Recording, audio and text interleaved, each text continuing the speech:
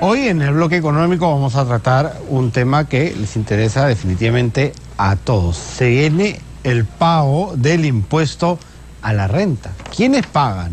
¿Cómo hacerlo? ¿Cuáles son las fechas límites? Todo eso lo vamos a tratar con Luis Luján, profesor de SAN, que ya nos acompaña. ¿Cómo está? ¿Qué tal? Juan Carlos, ¿cómo estás? Buenas tardes. Primero, la pregunta básica. ¿Quiénes pagan impuesto a la renta y cómo se debe hacer el pago? En principio, el impuesto a la renta lo pagamos todos aquellos que generemos un ingreso que la ley considere como sujeto a gravamen. Esto es rentas de personas naturales que presten servicios, que reciban ingresos por tener un arrendamiento de un inmueble, de un vehículo, una maquinaria, que tengan alguna creación por las cuales cobran regalías. Hoy día tenemos mucho de esto en los compositores que tienen pues tantas obras y que son utilizadas frecuentemente. Las empresas que duda cabe por todas las rentas que generen. Las personas naturales que presten servicios en relación de dependencia en una planilla y aquellas personas naturales que presten servicios también de forma independiente. Por ejemplo, los que están en quinta categoría, que son trabajadores dependientes que están en una planilla, ¿a ellos se les va descontando mensualmente o a final de año ellos tienen que hacer un aporte? La ley del impuesto a la renta ha previsto un sistema por el cual el trabajador no debería presentar una declaración jurada al final del año si es que recibe exclusivamente rentas de un trabajo en el cual forma parte de una planilla. Esto lo que supone es que la empresa tiene que cumplir una serie de proyecciones a nivel del año, de manera tal que es la propia compañía la que le retiene el impuesto al trabajador, es decir, de su remuneración mensual, le deja de pagar una parte, y esa parte que le deja de pagar se la paga la SUNAT, de tal forma que al final del año la propia compañía ha retenido y pagado el impuesto a la renta total de las compañías, del trabajador. ¿Cómo se calcula esa renta? Es una proyección anual, por tanto, lo que se espera es que una persona que reciba la misma remuneración a lo largo de todo el año, todos los meses tenga una retención del mismo importe. Por ejemplo, si yo soy periodista, trabajo en ATV, estoy en la planilla y ellos me están reteniendo, pero por fuera me encargan algún reportaje, una empresa o un documental sobre alguna actividad y por eso recibo en cuarta categoría, ¿no es cierto? Con recibo por honorario. Correcto. ¿Ahí qué debo hacer? Ahí sí lo que tienes que hacer es lo que se llama renta global de todo lo que tú estás recibiendo, como por ejemplo en este caso rentas de cuarta categoría adicionales, y lo más probable es que al final del año tú tengas que hacer una declaración jurada, dentro de lo cual vas a considerar las rentas de trabajo de quinta categoría, sumarles las de la cuarta categoría, restarle las retenciones que te han hecho como cuarta categoría y probablemente pagar un saldo diferencial, que sería lo que no está cubierto ni por las retenciones de quinta ni por las retenciones de cuarta. ¿Y esto lo puedo hacer yo personalmente o tengo que necesariamente pasar por un contador que me vea las finanzas? No, lo puedes hacer tú personalmente si es que tienes el conocimiento suficiente como para poder determinar el impuesto y llenar los PETs que están, al alcance de todos los contribuyentes, hacer la presentación y desembolsar. No es necesario tener un contador detrás cuando es una persona natural la que va a liquidar el impuesto, ¿no?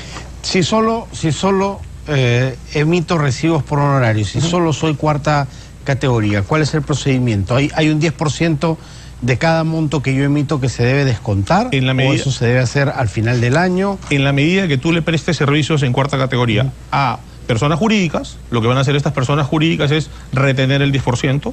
Al final del año, tú tendrás que sumar todo lo que has obtenido, quitarle 20%, que es lo que se considera renta neta, restarle 7 UITs, que es lo que se considera la parte de la renta que no paga impuesto, y sobre el diferencial, calcular tu impuesto a la renta de todo el año.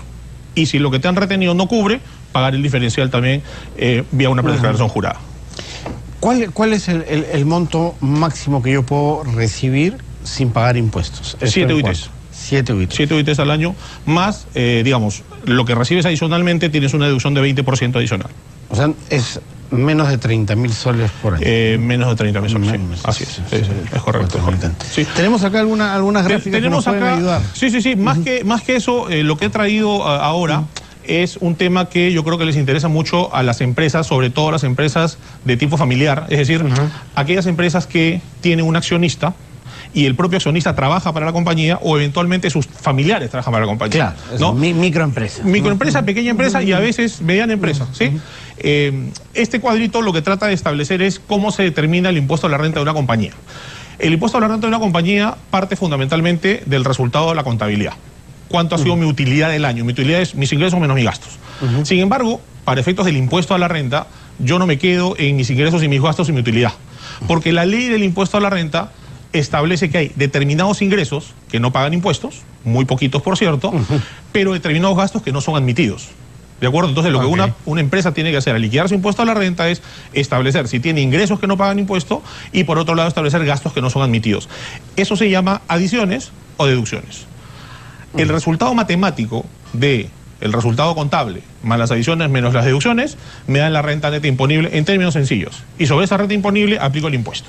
Y la tasa del impuesto es 29.5. ¿Cuáles son las deducciones que no son admitidas? O las deducciones que no pagan, los gastos que no pagan, que no son admitidos. Tenemos varios de ellos, ¿de acuerdo? El ejemplo claro y que todo el mundo lo maneja es todo aquel gasto que no tiene factura, por ejemplo. ¿Sí? Tú puedes necesitar incurrir en un gasto por el cual no te van a emitir un comprobante de pago aceptado, sin embargo lo incurres porque la necesidad de tu negocio así lo exige. Claro, no hay un comprobante de que se hizo piña, ya no, correcto. No figura. Pero uno de estos gastos, y por eso íbamos a los gastos de empresas familiares, corresponde a las remuneraciones que perciben los familiares de los accionistas e incluso los accionistas. Y esto se llama valor de mercado de las remuneraciones, ¿sí? El asunto acá es establecer hasta qué monto la ley del impuesto a la renta permite tomar como gasto cuando estamos hablando de lo que una empresa le paga al socio como trabajador o a los familiares de ese socio que está trabajando, está en la planilla de la compañía, ¿sí? La ley ha tenido una norma que limita este monto a pagar. La ley del impuesto a la renta no me dice cuánto pagar. Lo que me dice es qué pasa si me excedo de un tope.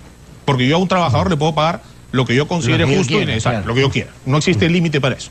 Pero tributariamente sí existe límite para ver cuánto me permiten como gasto. En el caso de los accionistas, la siguiente por favor, y sus familiares, lo que la ley dice es que las remuneraciones del cónyuge, una antes por favor. Una atrás por favor. Una antes. Ahí está. Ahí estamos.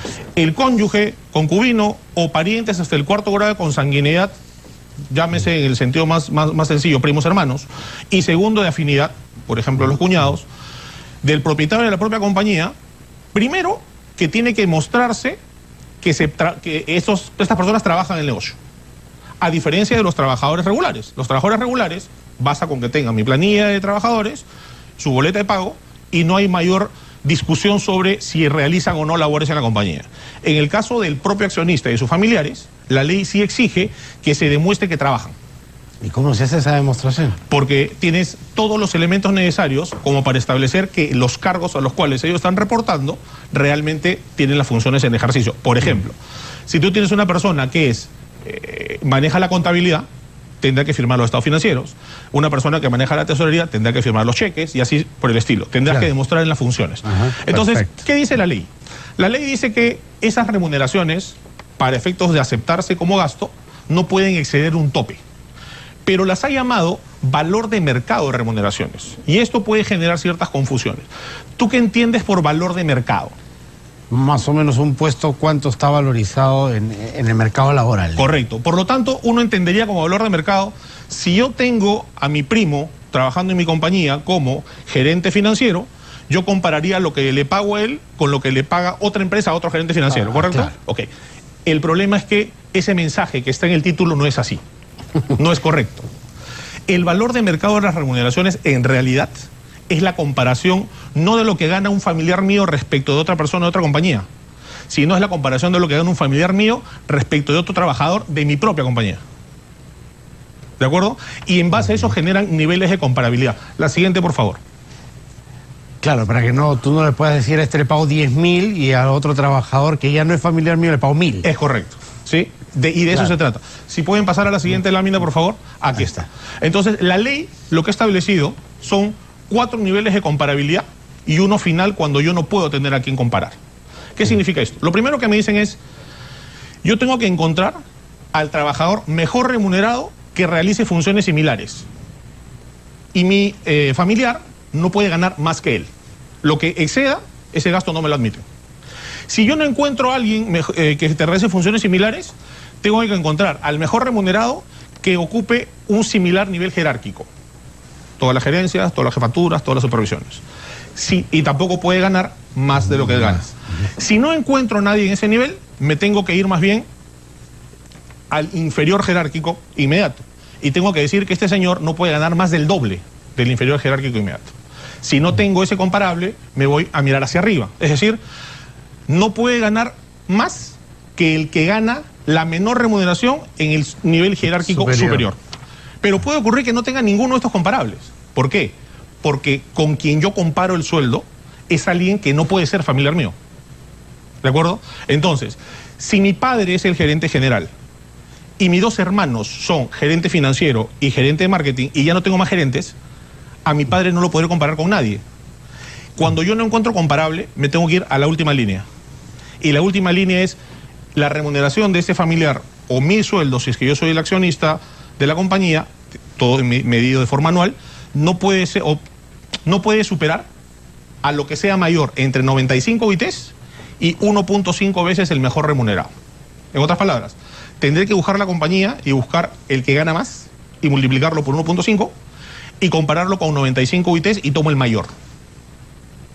Y entonces mi familiar no podrá ganar más que ese tope mayor. ¿De acuerdo? La siguiente, por favor. Hay que tener mucho cuidado con eso, ¿no? Porque al final se puede incurrir en errores que después la SUNAT castiga. Es correcto. Y precisamente uno de los temas importantes es ver a quién encuentro como referente, contra quién voy a comparar esa remuneración. Tiene que ser un trabajador que no guarde relación de parentesco, por supuesto, y además debe haber prestado servicios dentro de cada año en un mismo periodo para que puedan ser comparables. ¿Correcto? Ahora, la siguiente, por favor. ¿Cuáles son las consecuencias de tener una persona que gane más de lo que debe ganar desde el punto de vista tributario siempre, ¿no? El exceso sobre el valor de mercado no es deducible para la empresa. Es decir, yo tengo que sumar eso y la empresa paga más impuestos, ¿no? Ese exceso de valor de mercado no está sujeto a retenciones de quinta categoría, lo que conversamos al inicio. Y vamos a ver cómo funciona esto, porque yo hago este cálculo en diciembre y la persona ya pagó impuesto a la renta de quinta categoría a lo largo de todo el año. Y finalmente, estas remuneraciones, ¿por qué la ley ha establecido que son gasto no deducible? Porque en realidad lo que la ley ha establecido es que ese exceso, en realidad, lo considera como lo que se llama dividendo presunto. Es decir, lo que me dicen es, ese mayor monto que tú le pagas a tu pariente o que tú te pagas a ti mismo, en realidad no es remunerativo. En realidad es un dividendo que tú estás sacando para tu bolsillo. Por lo tanto, se considera dividendo presunto.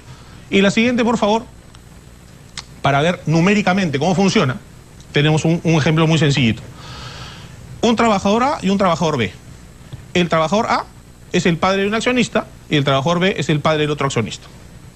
El señor A es gerente general y el señor B es jefe de ventas.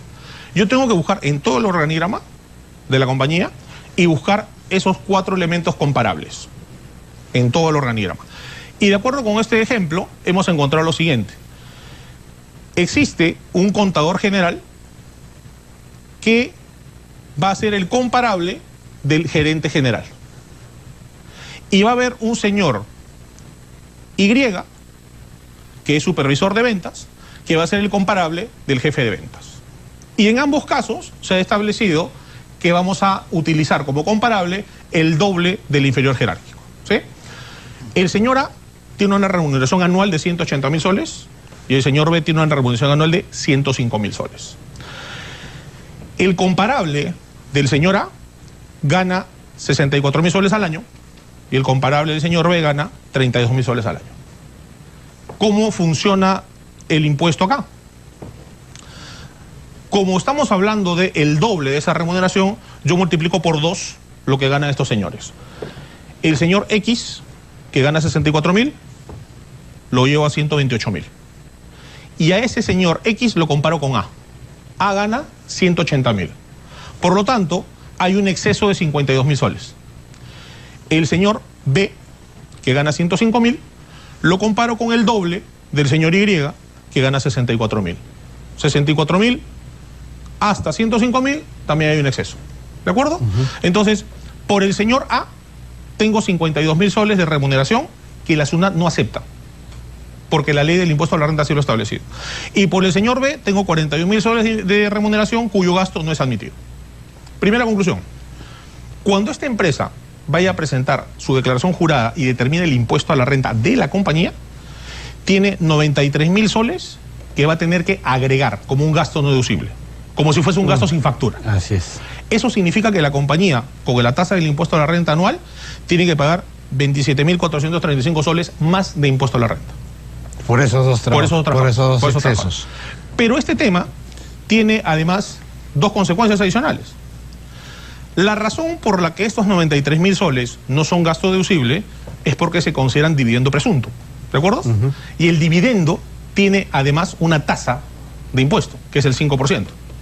Entonces, además se deberá pagar el 5% respecto de cada uno de esos montos, que terminan siendo 2.600 respecto de 52.000 y 2.050 respecto de 41.000. Entonces, hay un impuesto por dividendo presunto que es 4.650. Y hay una tercera consecuencia, que es así, digamos, termina siendo favorable en principio a los trabajadores. Como conversamos al inicio, a estos señores, al señor A y al señor B, todo el año se les ha venido reteniendo rentas de quinta categoría, porque se consideraba que lo que percibían era renta de quinta categoría.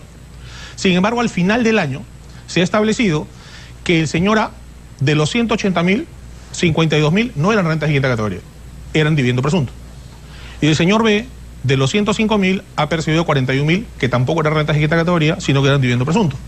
Por lo tanto, el señor A y el señor B tendrán el derecho a que les devuelvan la quinta categoría que les han retenido por esos montos. Entonces, la consecuencia de tener a trabajadores familiares dentro de una compañía se traduce de forma muy sencilla y muy breve en este cuadro, y lo importante es tener ese conocimiento, esa herramienta, porque, como bien mencionaste al inicio, estamos en pleno proceso de presentación de declaraciones juradas. Esto ha comenzado el día 22 de marzo y se va a ir hasta el día 9 de abril, que es el último día que los buenos contribuyentes presentan declaraciones juradas, y este es un ajuste que es bueno recomendar y revisar para evitar precisamente sobrecostos tributarios en el futuro. Perfecto, muchísimas gracias, Luis, por haber estado y la clara explicación, sobre todo para nuestros amigos que son emprendedores y que tienen empresas y que trabajan con la familia para que no tengan ningún tipo de problema. Muchas gracias. Perfecto.